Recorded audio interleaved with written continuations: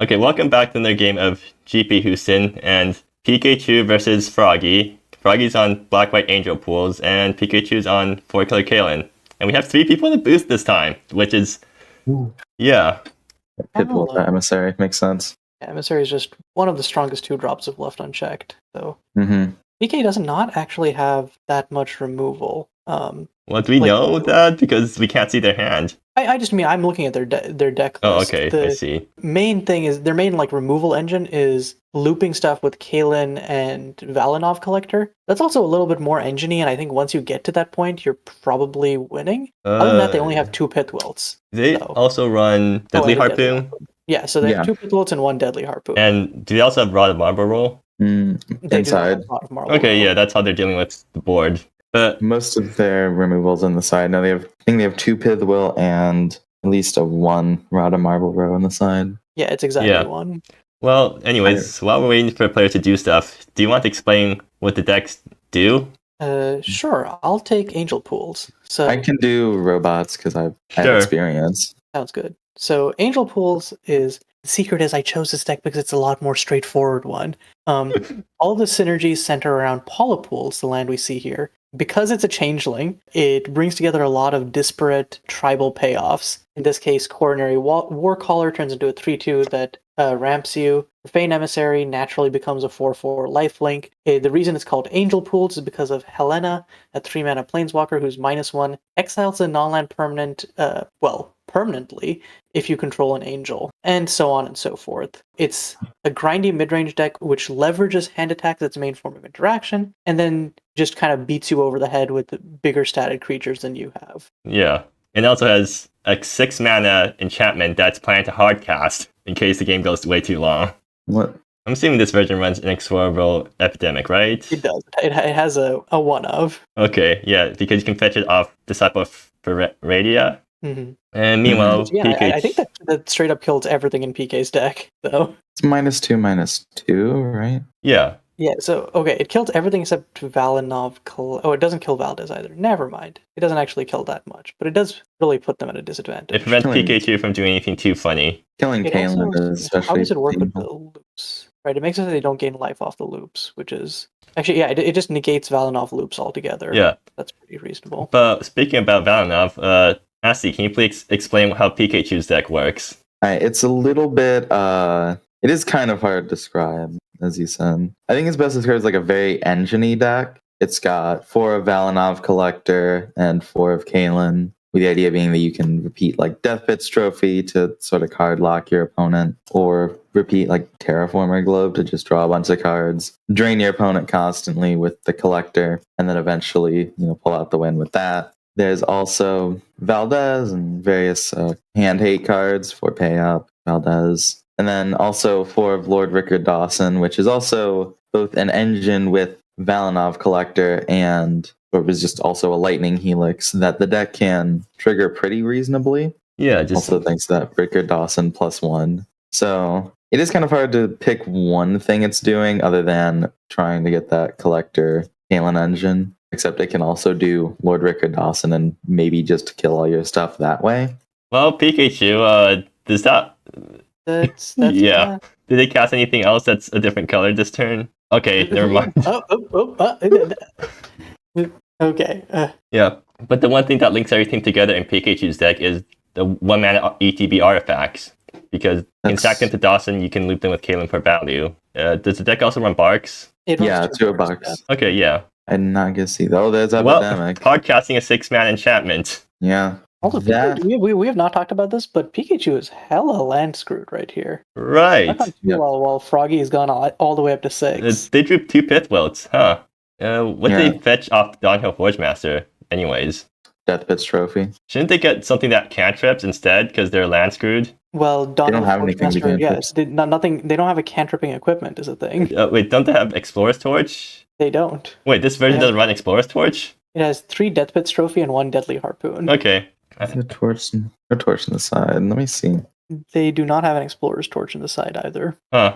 Yeah. So the funny thing is, I play against a similar deck in my round 2. I'm not sure if you guys have seen it already against Wizardness, but they were running a version that didn't have Valinov Collector, but did have Explorer's Torch. And I think after the game, Wizard said that they should definitely run Valinov Collector so that they have a way to close out the game after they get a loop going. And I think Valinov's biggest weakness is that it's sort of like, it's this 3-drop with no protection that goes, kill me, kill me. And Caylin helps offset that by being an engine in her own right, but also protecting Valinov Right. from spot removal. Honestly, I think Caylin is one of those cards which is sort of, maybe not underplayed, but I think criminally underexplored. Like, she can't be taken out by spot removal. You can play around control decks thanks to her flash. And once she's down, she makes it a nightmare for any interactive deck to meaningfully remove any of your permanents, while also being an engine. The funny thing you mentioned Caylin, or Caylin being unexplored, because that's exactly what Purple Murasaki thought too. And then they built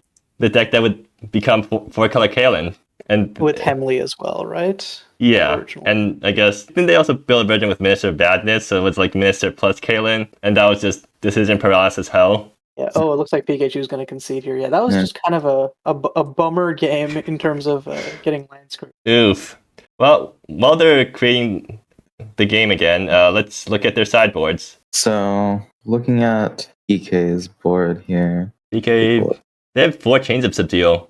Were they the person that I racked with ATAC and League a bunch, and then they decided to add 4 chains into the board? Yeah, I'm pretty sure. Yes, I also think that Change of Subdual is kind of just a general meta call, but also I think it's a little bit of the I got destroyed by this deck, so I gotta respect it. Yeah. I think you definitely want the Pithwilts and the Marble Rods. This is very much if I can keep the board clean, I win kind of game. Pithwilt doesn't hit any of the higher stuff, though, but it hits enough. Yeah, like, I think you just have to like buy yourself time to set up the engine, and at that point you're cruising. Like, if you interact, don't get your engine, and they get to their like high-end bombs, then it's like, well, you're gonna lose that anyways. Yeah. Is Sealed Riftway good at all? I don't think it is, right? Because they only have one team that uses the graveyard. Yeah, I don't think you're bringing this in for the Revelation. Well, anyways, let's look at the other person's deck.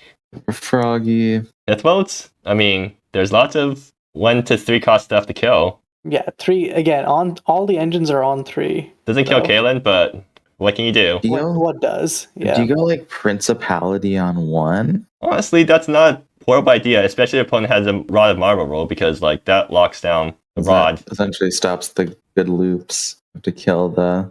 I also think you definitely bring in the Violent Collapse as much as it seems to hamper yourself, because at least one copy, just because you need something that can answer a resolved Caylin. This doesn't kill Caylin. Caylin's a 4/4. Oh yeah, because she gets +2/+2. Yeah. Right. Never mind. You literally can't answer a resolved Caylin. You just have to Prying Inquiry it before they play it. I think just go Prying Inquiry here to try. God, I always forget that she also gets the buff. It certainly is a powerful card. Actually, Inexorable Epidemic does answer Caylin, kind of. Right, because there'll always be a window where. Oh, that's Caylin. There's 3 Downhill Forge Masters. Wait, what? They're gonna mulligan that? What? But so many Downhill Forge Masters. You could fetch any equipment that you wanted. It was only a 2-lander, so they're probably gonna get stuck on lands again. Okay. But I almost feel like that getting stuck on lands again is sort of what do you call it? Like recency bias. Yeah. Like I didn't see the hand, but I feel like there are definitely hands where if you have the consistency smoothers like a Dawnhill or whatever, you can reasonably keep them. I mean, this hand is still quite good though. You probably turn 1. Well, on Terraformers, I guess that makes sense. You want to turn on Valdez. The thing that's awkward here is that you want to get a plane so that both your Gloom Cover and Pool of Light enter untapped, but you can't do that because you want to play Valdez turn 1. Yeah, you get to keep a Pilthvilt turn 2. That's good enough. Yeah, they're not getting Elector turn. Meanwhile, Froggy has an amazing hand. And even after Valdez, I think they still have an amazing hand. They just like pitch. You name higher or lower for this? I think you were gonna name low. Lower, yeah. I tried to snag Profane Emissary. Unfortunately, it's not gonna work here because Froggy has 3 2-drops in hand, and they even have a natural Polyp Pools. So yeah. Yeah, I think you discard Prying Inquiry here probably. And then you got Valdez. Turn 1 Valdez, turn 2 Pools, Profane Emissary, turn 3. If your opponent plays anything, you just get to subdue them for 1 mana. So that's gonna answer Valinov Collector really nicely. Yeah, and if PK just Pithwilts the Profane Emissary, then, I mean, Froggy just keeps playing lands until they hit Valdez, and they have enough interaction to... They named high. It was high. That grabs Valdez. Never mind. I guess name high does work here because, yeah, you want to grab Valdez if your opponent has one. I think naming high could go very wrong, but it worked out here. Hey, if they snag the 6-mana enchantment, then that means Caylin can't be answered. True. I'm just more thinking about like situations where you grab their Disciple of Faradia or whatever, and it's like, cool. Anyways, I'm just gonna curve out and beat your ass. But I guess PK's thought is they have the Pithwilt, so that makes any cheap threats reasonably answerable. Which again, given that hand attack can rip the Pithwilt in multiple ways, I don't know that's as safe an assumption. But yeah. The two players having a heart-to-heart in chat. Does that really count as a heart-to-heart? Froggy's admitting something that they always forgot to do. It's called talking. They're talking. Hey, me communicating with another human being. Is this a heart-to-heart? Yes. Well, it's during the game though, so like it's communication that's non-essential to the game. Okay, so this is a weird spot because pkchu can either play Gloomcover Step here, have access to Pithwilt, but that locks them off Rod of Marble Row next turn. Or they can play Pool of Light now, have access to Rod of Marble Row plus Pithwilt next turn, but not have Pithwilt this turn cycle. Whichever one they do, they don't have the mana to play Valinov. Yeah, that actually sucks a lot. Could they have fetched differently with Wayfarer Shrine? I guess if they didn't bomb the Terraformers Globe, they can Wayfarer Shrine for Island and then have all mana, but then they don't get to do turn 1 Valdez. Let's defend. I imagine. Actually, no, playing Pool of Light is the smart thing here because if your opponent plays Prying Inquiry, then at least Profane Emissary isn't down. It goes Emissary here. That eats Pithwilt, so you can stick your Emissary next turn. Then you just rod it, I guess. Yeah. Do you take Pithwilt or do you take Rod? Froggy's thinking about it, and I mean, Pithwilt's scary. You can always just Pithwilt the Myral Rod yourself, in theory. Plus, you have two pieces. I think that the thing is, taking Rod is the play if you're worried about a situation where they top deck Caylin and all of a sudden you're locked out of creatures. Can they cast Caylin with this mana? Yeah, they can, right? They can. Oh well. I still think Froggy's advantaged here because they have more cards right now, and they're going to have more cards later too. And more than just more cards, they have more meaningful cards. Like all of their cards, advance them towards a game state in a reasonable capacity, or just stop pkchu from playing the game. The only problem is I think they would like to hit 2 more lands at some point, but Profane Emissary fetches some lands. Exactly. But they're playing Helena. They're slamming Helena, and they're probably plussing. This probably eats the Pithwilt. Unfortunate that the second Pithwilt got drawn there, because... Well, I think it's average luck, because Pikachu got screwed over already. They don't need to get screwed over any further. I don't even know that it's... Yeah, no, the Pithwilt is probably good here. There's the Pithwilt. Mm-hmm. I mean, on the bright side, that means Profane Emissary is going to live.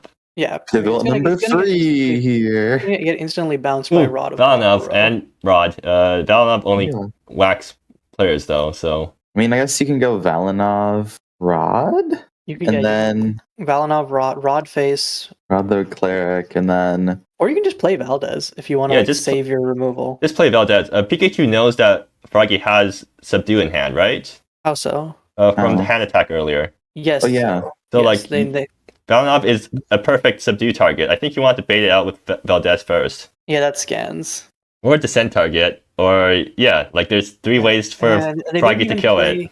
They didn't even play Rod. They didn't kill the Cleric. They get to bounce a higher value thing, I guess. Yeah, do you just go, Subdue on the Collector? Why not?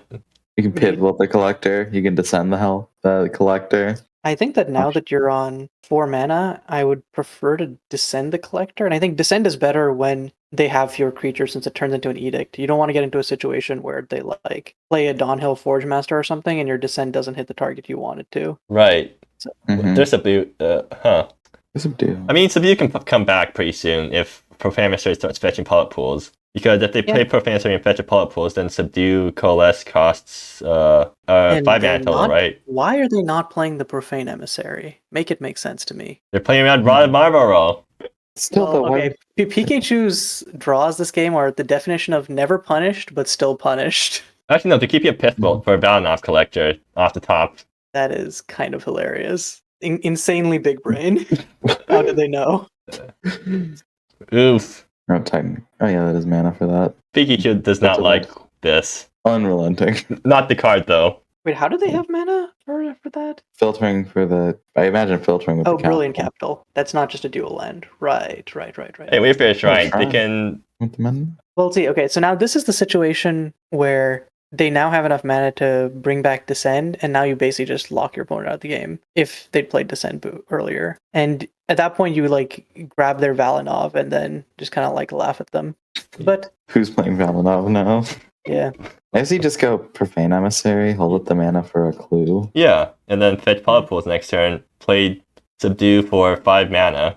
I mean, if they do anything, no guarantee that PK is going to have a creature. They right?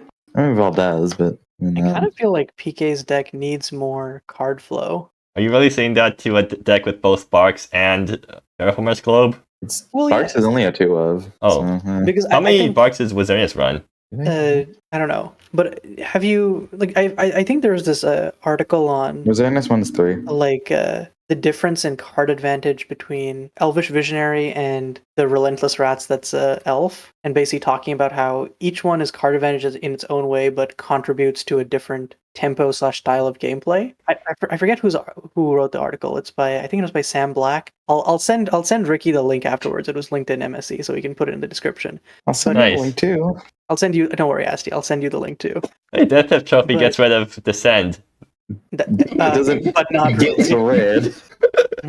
But Big actually, quotations. yeah, I think Death Pit's Trophy versus Terraformer's Globe is kind of the example there, where it's like Terraformer's Globe plays to long games while Death Pit's Trophy plays to shorter games because your opponent can, in time, recoup the resources and you want to put them off it, while Terraformer's Globe is you're not going to be able to use all of these cards in the early game, but you're accumulating options and resources. And it feels like PKchu's deck is pulling in two different directions with that, where I think it ideally should be trying to play for a slow game.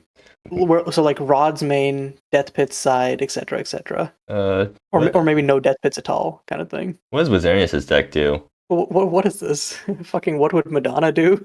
What would Wizardius do? I mean, Wizardius is running a 4C killing deck that's closer to the version that they won a GP with. Mm-hmm. Also, he's still not playing Profane Emissary. Like, It got bounced. Homegirl. Oh, never mind. I'm dumb.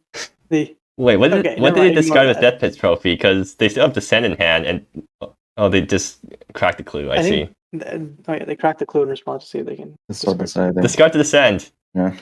I mean, unironically, discard the Descend. Like, Pikachu's out of cards, and then getting to flashback the Descend is so much better. Actually, no. If you discard the Descend, you can't flash it back if your opponent plays Valdez and you play Profane Emissary. Unless you want to kill your own Profane Emissary. Why not? Because Descend has to target... power among creatures on the battlefield. That is actually true. Whoa. That is actually true. Just blow up your own. No, wait, no. Wait, you can play it because Valdez will have the... Oh no, because opponent has one or fewer... Wait, no, you have a Cleric token. Never mind.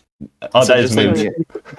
The cleric token is just screwing everything up for Descend. Holy shit. I mean, Froggy's not playing legitimate establishment for some reason. I think it's still fine, even if you blow up. It might be fine if you blow up your own cleric, because it's still like what a 2/2 flyer that gets Valinov Collector. Well, they're not playing it this turn. Stands there and looks tough. I mean, PKchu can't top deck stuff. If they top deck a Caylin, they're pretty happy. Or are they? Valinov Collector number 3. Conveniently dies to Subdue. Dies to Subdue, yes. Yeah. No, they're playing Valdez. If they kill the cleric, it dies to Descend and just ruins their day. Okay, they're playing Valdez. The funny thing is, we were talking about how Descend gets turned off by Valdez, but if the cleric wasn't around, Froggy would actually draw a card in this draw step and would still be able to play Descend because Valdez would go back to 3/3. Huh. Well, Don't worry, Valdez still doesn't die yet.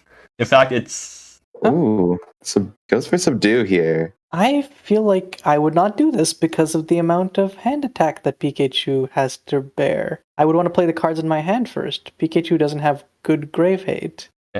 Maybe the thought is keeping around... Valdez is not even that scary. You're gaining enough life to offset it, especially once you inexorable epidemic. Also, this thing gets bounced by Rod. Oh yeah, you can Barks the Rod, and then you can't minus Barks, but... Okay, so you Barks the Rod, you try to draw it to Caylin. If you get a Caylin, you pick up the Barks and then Rod the Subdue. Yeah.